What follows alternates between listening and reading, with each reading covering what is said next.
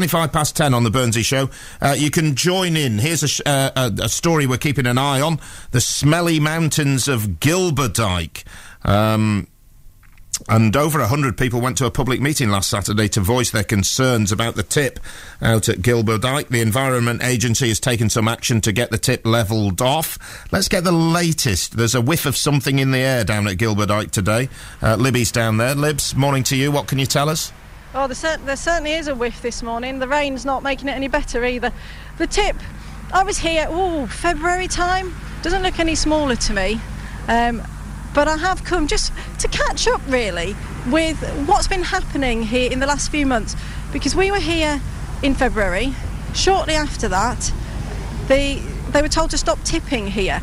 But then that changed again. Roy, just give us an update. This is Roy Hunt from he's the chair of the parish council in Newport. You've been keeping an eye on what's been going on here very closely, haven't you? I have, yes, that's right. The position back in February was that the Environment Agency put a stop notice on this tip. The condition of that stop notice was very straightforward. They said, first of all, you've got to reduce the height of the tip, and you've got to prove that there is spare capacity on the tip before you can tip any more. Unfortunately, the Environment Agency lifted that stop notice without either of those two conditions being met. The tip is still pretty much as high as it was before, so that condition's not been met. The Environment Agency claim that the owner of the site has proved that there is spare capacity, but their own engineers cannot verify that that is the case. They've also put in a plan of work to reduce the height of the tip, which is fine. The only problem is that work involves breaking the East Riding planning conditions. So you have a very strange situation where a plan of work enforced by the Environment Agency is actually contrary to the law because the planning conditions don't allow it. And then there's a third problem that the Environment Agency have said that they've carried out their own independent analysis of the site to prove that there is spare capacity. They say there is, but quite frankly, I don't believe that they've done that work, and I challenge them to come up with the calculations that they did to prove, to verify in their words, that there is capacity on this tip. So you're not happy with what's been happening? They had reached agreement earlier in the year that both the Environment Agency and the plant themselves were happy with, but that is something that still the people of Newport, the parish council, are not happy with what's been put in place. And as we stand here this morning, we've come down to the site where we were at the beginning of the year. You could see the tip for itself. We're not alone here this morning, are we? People are voicing their concern outside the tip today. Yeah, what's happened is that a group of residents have given up with the Environment Agency and East Riding Planning to get this site under control. They've absolutely given up on them. So what they've decided to do is to come to the site today, hopefully to talk to a manager who is on the site and ask them what they're going to do about the smell, about the mud, about the fact that they just don't seem to keep to very many of the planning and environmental conditions they're supposed to be working to. Unfortunately, the manager won't come out to speak to the residents, so as a result, the road is now blocked because it's a single-track road, and the only way out is actually for us to reverse. But we think it's reasonable that the company should come and talk to the residents. What are they afraid of? And there are indeed about half a dozen cars here and people with umbrellas this morning, and they do appear to be waiting for someone to come out from the plant and speak to them. I've not spoken to the people that are here at the moment, but Roy, you sit on a liaison committee with the company that run the plant here at Gilberdyke, don't you? Yes, I do. And that liaison committee, quite frankly, has achieved very little, because we still get the site being run in the way that it is. You can see over there thousands of seagulls, you see the mud, you can smell it, and we were hoping that being on that liaison committee would mean that we could work with the Environment Agency to ensure that their rules and regulations were applied, were obeyed. They haven't. So what will you be doing here this morning? Presumably you'll want to speak to the people that are outside to find out what it is that they're particularly upset about, aside from the smell from the rain this morning. Well, I know what they're upset about because we had a meeting in our village hall on Saturday. The meeting was basically to ask the residents what they wanted to do next, because basically we'd lost trust in the Environment Agency and the East Riding to control this tip.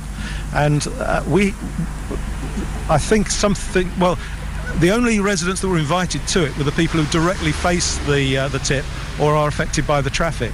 So we only invited about 10% of the village, and we got 105 people at that meeting. And what the residents said is that they want to take legal action against somebody, somewhere, somehow, to stop this abuse happening. So with that in mind, what happens next? Well, I think from the residents that I've spoken to, they're going to continue asking questions of this site operator, why we have to put up with this. And all the time they won't speak to the residents. I think the residents will say, well, we'll carry on camped on your doorstep. As far as the liaison committee is concerned, I think the next one's going to be quite interesting, because we're going to have some pretty tough questions to ask the Environment Agency as to why they allow this site to continue tipping when, from what I can see, it's full. In fact, it's probably overfull. Right, so the Environment Agency are not here this morning, as far as we can tell. At the moment, we do have a group of residents, and they do appear to be waiting to speak to the management from the plant at Gilberdyke. I'll try and find out a little bit more about what it is that they really would like to see to happen here. After all, this dump has been here for a considerable number of years, but the problems do appear to have been quite recent. Okay, are they actually blocking the road and the site entrance, Libby? Let me just walk round from where I am and just give you an indication. Yes, the plant here is along a single track access road, and what you do have are people who have arrived here to talk to the plant owners today, and they park their cars sort of to one side, but really you would be hard pushed to get even a car down here, never mind a lorry at the moment. OK, we'll come back to you, Libby, as that develops. Thank you very much, Libby. Down at the mountains of Gilberdyke, the tip there. Peter's sent this. I'm a cabbie in Hull. I had a job at Heathrow, to Heathrow yesterday. Oh, nice job, Pete. As I went by Gilberdyke in both directions, the smell on the M62 is terrible. It takes your breath away. It's alongside the landfill site. I wouldn't want to live anywhere near there. Something has to be done, says Pete. Pete, thank you very much for that. And I've got another one on Gilberdyke. This from John on the text, 81333. Start your message, RH. The Gilberdyke tip was a slight annoyance until the new gang became involved. They started by uncapping the old completed parts and piled thousands of tons of new waste on top. What did our county council planners do? Absolutely nothing of any effect at all, says John. You can talk about that. What would you like, just as a general, so everybody can feel they can get involved in the programme this morning, what would you like to protest, or people to protest about in your ends there? Residents were blocking the lane and access to the tip this morning. Libby's there this morning. Libs, what can you tell us? Good morning. Well, it peaked and it's gone now. In the period, in the last sort of hour, 10 cars turned up, 10 or 12, all turned up. They all queued essentially, and yes, they were blocking the road. The police then turned up. They had a quiet word with the people waiting outside, who were still at that point waiting for the plant manager to come out and speak to them. The police then went onto the site, had a word with the plant managers, and have since come out and have moved all of the cars on. So all 10 cars that were blocking the road here have now done varying degrees of three-point turns, turned around and left. So that has left one or two protesters with placards, including Brenda, who is still waiting here in the rain. Your car has now gone, but you are still here with your placard that says "Close the tip." Yes, that's right, yes. That's all the people down Thimblehall Lane, Newport and Gilberdyke that just basically want it closed in altogether. You know, I think enough's enough. I mean, we've been having this for nearly a year now, and we've just got no answers from either the East Riding Council or the Environmental Agency. We had a newsletter sent through the post on Monday from City Plant Limited, which really was just insulting our intelligence, you know, so this is the only way we can get at them and just see if we can get any answers from them. There's been no one here today to speak for themselves from either the Environment Agency or indeed the plant have not come out and made any comment today. But you've been left here. Will you be staying here very long with your placards now? Well, I think we've made our point now and people have gone. Hopefully we'll get some answers, in the next few days from City Plant Limited, which that's what we need. But all we need is for the tip to be closed down. That's what we're aiming for. I mean, people can't take much more of this. I mean, they were saying it's going to be closed in maybe a year's time. I mean, another year for this, I don't think it's good enough, to be fair. So still, you've made your point this morning, but the battle will continue for the residents in Newport and Gilberdyke. Roy, you've been liaising with the police, and have you been on to speak to the plant this morning? Yeah, I've been liaising with the police. I've asked the police to ask the operators here if they will speak either to the residents or myself, and they've refused. I think it's very fair that, as they are breaking so many of the permit conditions, it's fair for them to explain why they're breaking those permit conditions. And they refuse. If they want to challenge that they're not breaking the permit conditions, let them do that. Now, the residents today have had no satisfaction from the company.